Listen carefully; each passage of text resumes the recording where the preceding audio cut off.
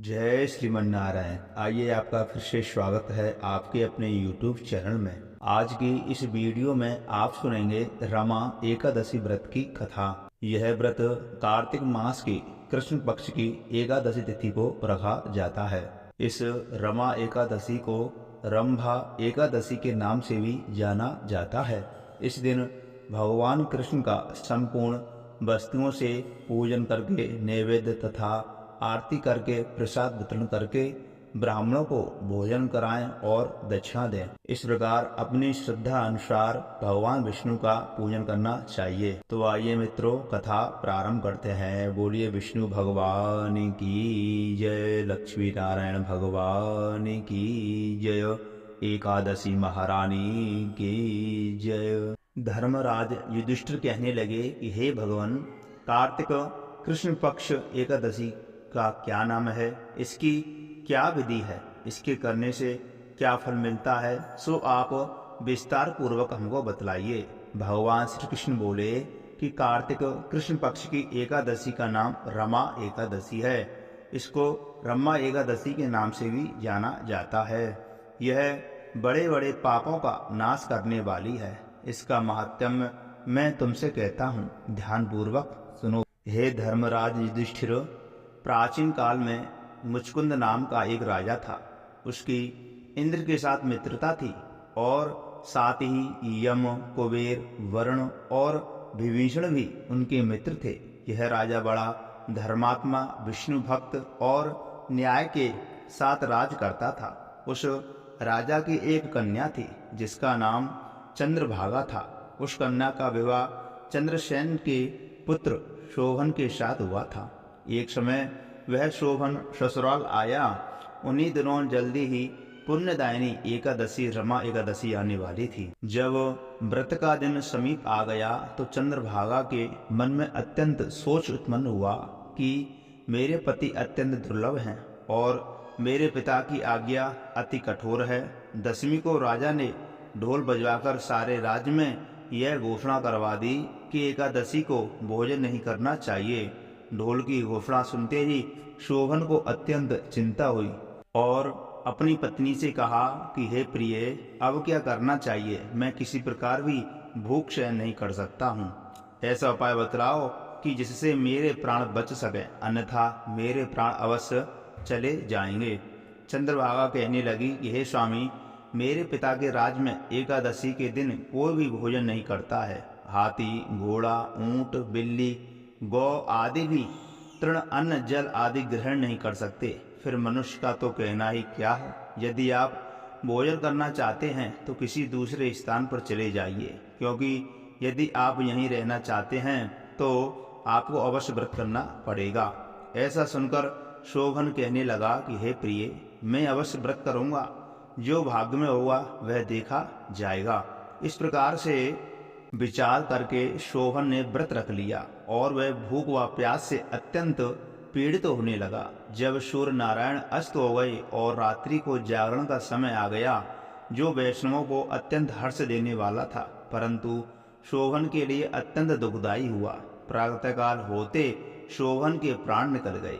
तब राजा ने सुगंधित काष्ठ से उसका दाह संस्कार करवाया, परंतु चंद्रभागा ने अपने पिता की आज्ञा से अपने शरीर को दग्ध नहीं किया और शोभन की अंत्येष्टि क्रिया के बाद अपने पिता के घर में ही रहने लगी। रमा एकादशी के प्रभाव से शोभन को मंद्रांचल पर्वत पर धन धान्य से युक्त तथा शत्रुओं से रहित एक सुंदर देवपुर प्राप्त हुआ। वह अत्यंत सुंदर रत्न और वैदुर्य, मणि, जटिल स्वर्ण के खम्भों पर निर्मित अनेक प्रकार की स्फटिक मणियों से सुशोभित भवन में बहुमूल्य वस्त्राभूषणों तथा छत्र एवं चमर से विभूषित गंधर्व और अप्सराओं से युक्त सिंहासन पर आरूढ़ हुआ शोभायमान होता था, मानो दूसरा इंद्र विराजमान हो।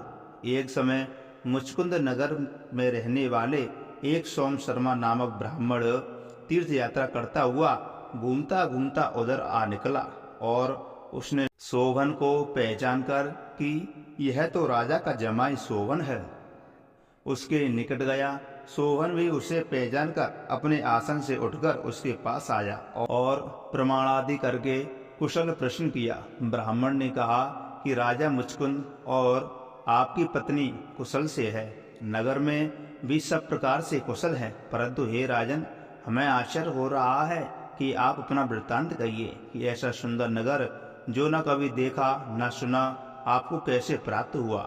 तब सोहन बोला कि कार्तिक कृष्ण पक्ष की एकादशी का व्रत करने से मुझे यह नगर प्राप्त हुआ है, परंतु यह अस्थिर है। यह स्थिर हो जाए ऐसा कोई उपाय कहिए।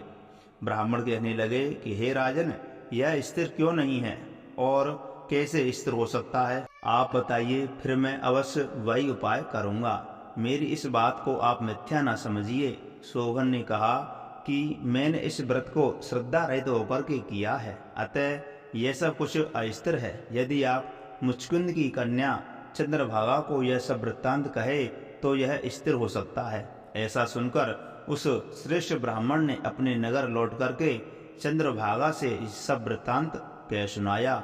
ब्राह्मण के वचन सुनकर चंद्रभागा बड़ी प्रसन्नता से ब्राह्मण से कहने लगी कि हे ब्राह्मण देवता, ये सब बातें आपने प्रत्यक्ष देखी हैं या स्वप्न की बातें कर रहे हैं? ब्राह्मण कहने लगा कि हे पुत्री, मैंने महावन में तुम्हारे पति को प्रत्यक्ष देखा है, साथ ही किसी से विजय ना हो ऐसा देवताओं के नगर के समान उसका नगर भी देखा है। उन्होंने यह भी कहा है कि यह स्थिर नहीं है।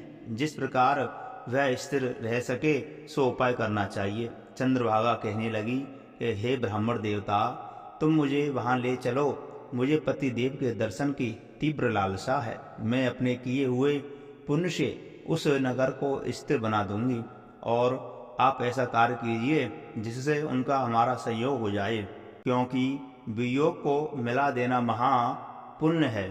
सोम शर्मा यह बात सुनकर चंद्रभागा को लेकर मंदराचल पर्वत के समीप वामदेव ऋषि के आश्रम पर गया।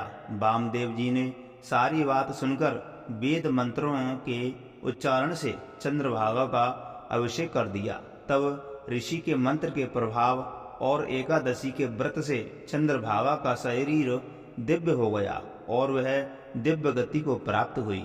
इसके बाद बड़ी प्रसन्नता के साथ अपने पति के निकट गई। अपनी प्रिय पत्नी को आते देखकर शोभन अति प्रसन्न हुआ और उसे बुलाकर अपनी बाएं तरफ बिठा लिया। चंद्रभागा कहने लगे कि हे प्राणनाथ, आप मेरे पुण्य को ग्रहण कीजिए। अपने पिता के घर जब मैं 8 वर्ष की थी तब से विधि पूर्वक एकादशी के व्रत को श्रद्धा पूर्वक करती आ रही हूँ।